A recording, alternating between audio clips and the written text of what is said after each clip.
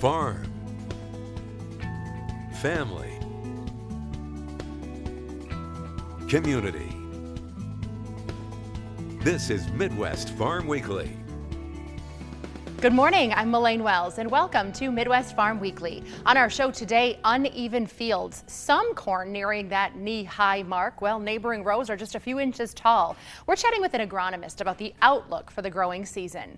Plus, local kids create a winning ice cream flavor for Cedar Crest. We will sample cow lick and using drones to spray crops. We'll take a look at the benefits in life on the farm. Rain in parts of our state was certainly welcome earlier this week, though much of it fell after the latest crop reporting period. Hopefully, corn and soybeans will bounce back a bit in the next report. The latest data shows that both of those crops are suffering from our extended dry spell. Only 42% of the corn crop is in good or excellent condition. Soybeans also fell in quality, with around 45% of that crop considered in good shape. Winter wheat is also struggling. Second crop hay harvest getting underway, though initial yields are relatively low. The rain certainly was a welcome sight, but was it enough to boost these crops? Local 5's Katie Amrine has some reaction from farmers in Vinland. We have not had much rain in the last couple days. Everyone thinks that the drought is over, but it only rained about a quarter to a third of an inch. Russell Allen, co-owner of Allen's Allenville Farm in Vinland, has been struggling to grow his sweet corn this year for a few reasons. I think one of the biggest problems this year has been that we didn't have a freeze where it froze the ground, and we had compaction from snow and no snow and whatever. So the soil was very compacted this year. So the roots have had a hard time getting down to the moisture level. Additionally, the lack of rain and hazy skies from the wildfire smoke is contributing to the corn's slow growth. You don't get the right rays from the sun. You don't get full sunlight. To start selling corn on time, Allen prepared for this scenario while also adapting along the way. While he typically would start planting at the end of April, he did a few weeks early this time. He also grows his corn using organic soil and in some areas puts a layer of plastic over the roots to lock in moisture. The soil underneath the plastic is softer. The seed is supposed to come up faster because the soil temperature rises a few degrees. And so supposedly it's supposed to come earlier than the other corn. While some rows are growing better than others, Allen expects to start selling sweet corn by July 15th. In Vinland, Katie Amrine, Local 5 News. And the Allens also grow pumpkins, tomatoes, and strawberries, which have short seasons as it is, so any rain in the forecast is certainly sweet news to those growers. The cost of a summer cookout is down this year, according to the Wisconsin Farm Bureau. They used figures for a group of 10 people, and they say the meal would average around $67, and that's a 4% drop from last year. For perspective, though, this is still the second highest bill since the survey began. Costs increase for hamburger buns, beef, and potato salad, while there are drops in the price of chicken breasts, lemonade, and cookies. Cheese prices are unchanged. Would you dig into trash pizza or day-old bread ice cream? A growing number of restaurants are turning food waste into dishes. The trend is called upcycling. At Trash Pies Pizza in California, you'll find ugly mushrooms, discolored tomatoes, and offcuts of meat on the menu. Ice cream chain Salt and Straw is scooping up flavors using upcycled ingredients like day-old bread. According to the Upcycled Food Association, over 35 million tons of food is wasted every year in the U.S. Nearly 450 products now carry the upcycling certified seal. A Kewaunee County 4-H club is enjoying the sweet taste of success. They won the annual Cedar Crest contest with the flavor that pairs chocolate-coated pretzels, fudge pieces, and caramel with vanilla ice cream. Clubs across the state are challenged to come up with a new flavor for the Wisconsin ice cream maker, so here's a sample of cow lick. There were no expenses. The Pilsen Skylighters are all business at their 4-H meeting, making plans to exhibit at the upcoming Kewaunee County Fair. I made a book about cows, and it has a lot of information about cows. Right now I'm doing Legos and photography. The meeting was a lesson in patience, knowing at the end of the night they'd get to sink their teeth into cow lick for the first time. The name was great, and we thought the flavor combination would be outstanding. I like the sweet and salty aspect of it. Cedar Crest hosted an ice cream social to celebrate their creation and made a $500 donation to the club for future activities. It was delicious. I loved it. I'm getting another scoop after this. It's so good. I love the chocolate and the caramel and the vanilla ice cream. It's definitely the winner for a reason. It's very good. Though the kids played it cool, this is a pretty hot competition. I was like super excited that we won because, you know, it's a pretty big deal. And then I found out that we were going to get to try, and I was like, wow. Yeah, with over 200 entries, it is really challenging to kind of think what we should move forward with, because there's so many great ideas out there and so many interesting flavors. There's an art and a business to it, so we really think about a great name, a flavor combination that we think our customers will respond to. The Skylighters brainstormed ideas as a group, sampling different combinations before submitting their proposal to Cedar Crest. Cooperation is part of the 4-H recipe for success. I think it's coming together as a community and kind of making new friends as I go. I've made so many new friends while being in 4-H, and it's really opened up my eyes to more than what I can do like for my school and for my community. I know from showing at the fair, it builds self-confidence, and it's a good experience.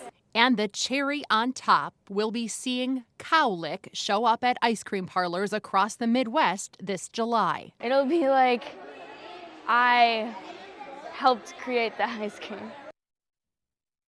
Some sticky fingers in our household. I'm proud to be the Cloverbud leader for the Pilsen Skylighters. In addition to serving up cowlick at ice cream shops, you'll find it at the upcoming Kewaunee County Fair. In the past, Cedar Crest has added a 4-H flavor to their brand permanently based on sales.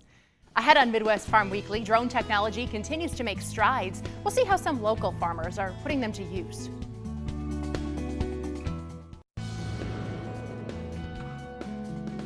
Well, Jeremy Hansen here from Fox Valley Technical College for Life on the Farm.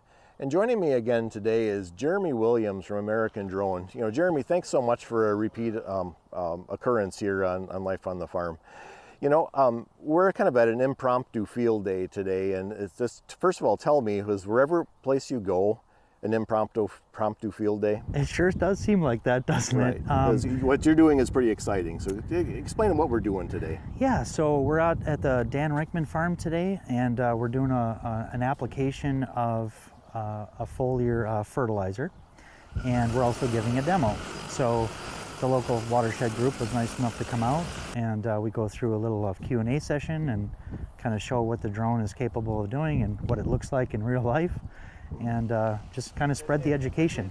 Right, and you know, that's one thing I really wanted to ask you is, this is a different drone than last fall when you and I had another segment, correct? Yeah, absolutely. So as we promised last year, they'll seem to be getting bigger and better every single year. The proof of that is the current year's model is a Agris T40, which lives up to its promise. It adds a lot of safety factors to it, a lot of upgrades, goes from nozzles to atomizers. The payloads have increased now, as the promise is. Last year was 8 gallons, now we're at 10.5 gallons. Last year was 65 pounds of dry material, now we're at 115 pounds of dry material. So they're getting bigger every year. Right. Well, with the increased capacity of this drone, like I remember last fall, we were talking about nozzles, and you had mentioned atomizers. What's the difference? So there's a big difference. With traditional nozzles, like last year's model in the T30, which had 16 of them on there, it takes a lot of extra thought process and determining what nozzles you need. There is a plethora of nozzles out there and a lot to learn to basically get down to the point where you have the correct droplet size for your application. The atomizers are different. They're not a typical nozzle. The way an atomizer works is it's a spinning disc with teeth around the circumference of the disc. As it spins, the liquid is flung to the outside through those knives and creates your droplet size that way. So the faster the RPM of the atomizer, the smaller micron droplet size you'll have.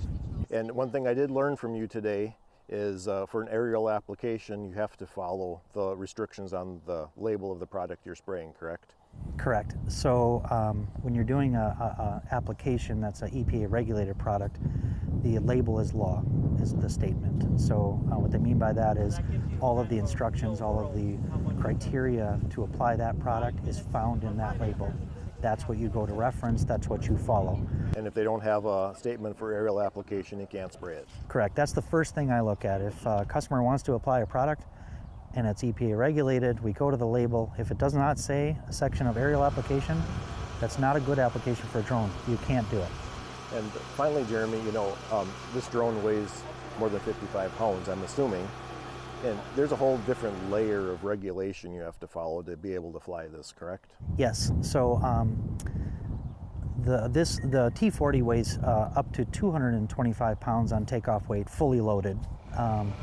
And that puts it into a category of over 55 pounds. The FAA, or Federal Aviation Administration, has a line in the sand for drones, 55 pounds. Anything 55 pounds or less is a set of rules. Anything 55 pounds or over is a different set of rules. You know, Jeremy, I really appreciate your time today. This was fascinating, as always, and I can't wait when you get your T50. Excellent. Thanks. So, yep. Appreciate being here. So thank you. So for Life on the Farm, I'm Jeremy Hansen. Good morning, I'm Storm Team 5 meteorologist Alexis Staniak. The smoke has been our trend this past week. Here's the good news. Looks like the worst of it is over into this weekend. We do have a little haze Saturday, Sunday into Monday. Things are looking clear for your 4th of July holiday on Tuesday. Should be able to go outside, enjoy the fireworks, spend your holiday outdoors, and then a little haze returns by next Wednesday. But we are still dry. Actually, as of this entire year so far, we are above average. We're at about 15.44 inches as of Thursday, which is above our average of about 14 3/4 of an inch of rainfall, where we should be for this time of year. And at this time in 2022, we were below the average. However, since June 1st, we are still below average with precipitation. As of Thursday, we are about 1/4 of an inch below where we should be for this month here in Green Bay. Places south and west of our area still in that severe drought, and here in northeast Wisconsin we do remain in that moderate drought. Here's the good news. Over the next 10 days, the GFS model does show us that we should accumulate about 1.5 inches of precipitation to come through. Same thing right around Chicago, Minneapolis, looking to gain about 1 inch, and places that are very dry like Omaha, Wichita, are also seeing a couple of inches come through as well, and that puts most of the Midwest in this above normal category for precipitation for the next 8 days to up to 2 weeks. Places south and west of Green Bay still below normal. Now we are officially in the month of July. Our average high temperature for this month is about 81 degrees. Our average low temperature is about 60.1 degrees. And normally during this month of July, we average about 3.62 inches of rainfall. And we're certainly feeling the heat as we begin this summer month. 87 degrees for your Saturday, 86 on Sunday, 87 again by Monday. Your 4th of July sits at 91 degrees, 87 for your Wednesday. More comfortable temperatures to end our next work week, and then 84 degrees by the end of our next weekend. So we're still in this above average category for temperatures as we head into the next 8 to 14 days. So heading into early July, our temperatures sit above average, and so does our precipitation. Stay with us. More Ag News coming up after the break.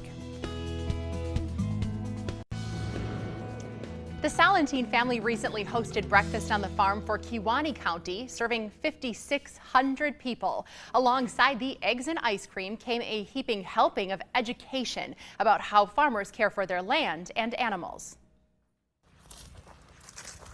You know, the old adage says, you know, you want to leave everything better for the next generation. A next generation already hard at work at Salentine Homestead Dairy, founded in 1920.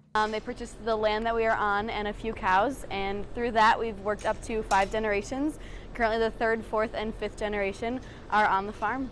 The farm currently milks around 300 cows. They are grateful for technological advancements in the past 100 years to help them best care for their animals. Cow comfort is one of the top priorities here. If the cow isn't comfortable, she can't do what she does best, which is produce milk. So we operate the SCR collar monitoring system, which you can see every cow wears a collar here.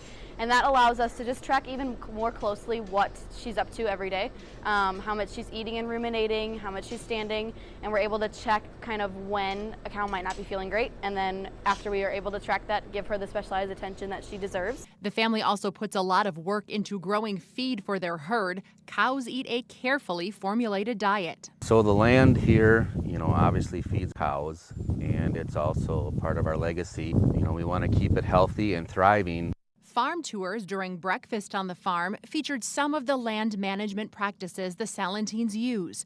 While they integrate modern ideas like cover crops and no-till planting, the family also uses some time-tested methods to take advantage of the natural curvature of their fields.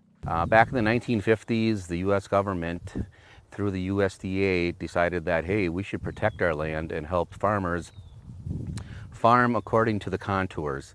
That way we don't have any washouts. And in a dry year like this, the farm is grateful for their recent upgrades to field tile systems designed to help direct the flow of water.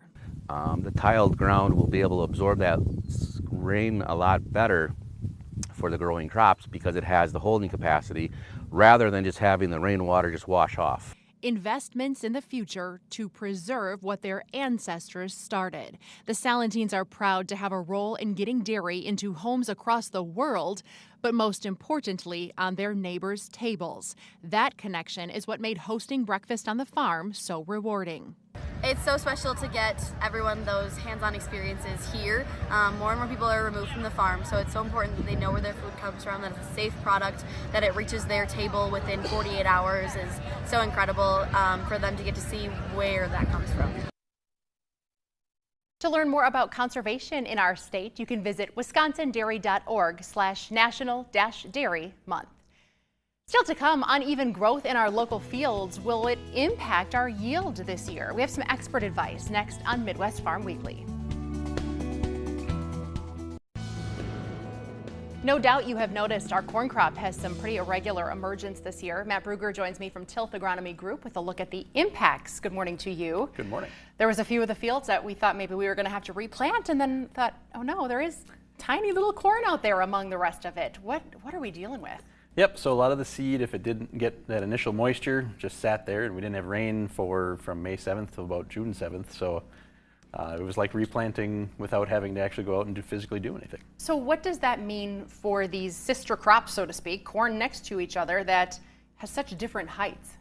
Yep, so a lot of it, getting up to that knee high now, 29, 30 inches, it's going to possibly shade out that other plant. That other plant's root system is probably not as advanced, so it's going to weather these drought conditions a little bit worse. We were chatting about the implications for fall. You said this may be a year to focus a bit more on silage. Yep, silage, you should be all right with these kind of varying heights. It's when you get into grain corn that we might see some more issues, some unripe corn toward the end of the season. What are your customers doing when it comes to maintaining and caring for this crop? Are they holding off on some of the spraying? Are they still going with nitrogen? So we actually pushed back a lot of the herbicides because of the dry weather, and now we're seeing nitrogen being applied. For the most part, stands are all right. We're missing some plants, but they're good enough to go to harvest. So, what else are you seeing when it comes to our field conditions? I know we had some new alfalfa that is struggling to take root and catch up. Is that a pretty common theme? Yep, new seedings, wheat's kind of taking a beating in some parts of the state this year. It's pretty rough out there with the dry conditions. Right now is kind of critical time for wheat to be putting on that head and filling in the kernels.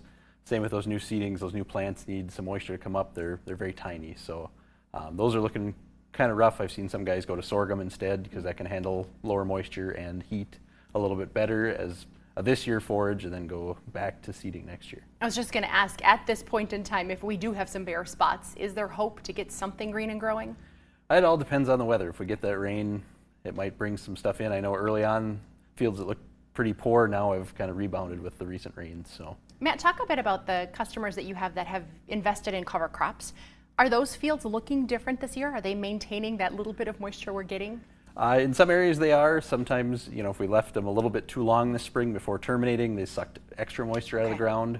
So there's really a gamut of different conditions with cover crops this year. It was the year to kind of terminate early, but we didn't know until it was almost too late sometimes. Sure. This is a time to lean, though, on your team of experts, your agronomists. Speak with them. Maybe they do have a plan that you haven't thought of.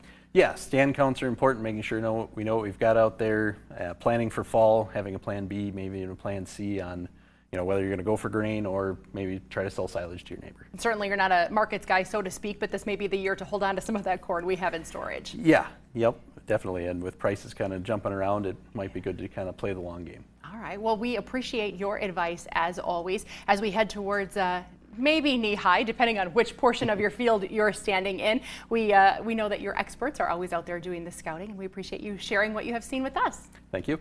Thank you for joining us on Midwest Farm Weekly. As always, more ag content can be found on wearegreenbay.com. Just click on the Midwest Farm tab under News. Have a great weekend.